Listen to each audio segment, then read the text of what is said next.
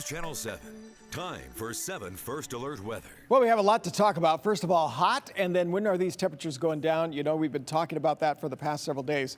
We'll talk a little bit more about the instigator of some of this cooler temperatures coming up. But you notice Boise had 105. Look at Ontario, 109. 104 for Caldwell. Nampa had 104. Mountain Home with 103. Close to 199 in Twin Falls. Temperatures, the 90s in the mountains. Tomorrow will be pretty close to this. I don't think it's going to be quite this hot, but it could range anywhere from 100 to about 102, maybe 103 degrees before it drops into the upper 90s getting into Friday. But look at the Northwest. It's heated up everywhere. I mean, Portland, here's another day. It's the third day where the temperature was well above 100 degrees there to our northwest. And look at Lewiston. See, some of these temperatures are just frying around the Northwest. So talking about the futurecast, talking about our forecast as we go along here the next couple of days, and the changes in the temperatures likely on Sunday into Monday of next week because of storms moving in.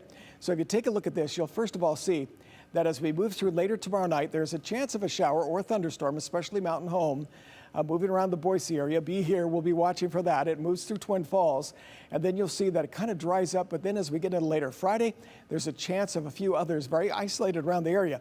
They're spotty because of this moisture that happens to be right here to our southwest that has actually moved up into Oregon, and some of that heat along with it. So this is what's heating things up. The change in this, well, you can take a look at right off the coastline right now. We have a storm, and as you notice this storm, it's going to be moving out to sea. As it moves out over the Pacific, it's going to continue to strengthen as even into a hurricane with pretty good status there. But with the rotation of the earth, it forces it back in toward the United States and through Baja. And as it does, it becomes a low. It weakens to a low. There'll be some gusty winds around San Diego and quite a bit of moisture. That moisture will help force some of the moisture or that monsoon moisture to the north of it right through the area. And right now, there are some estimations that we could be seeing an inch of rain with some of these storms into Monday, Tuesday, and Wednesday. We're talking about a lot of rain that's possible. We're just kind of giving you a warning this far out.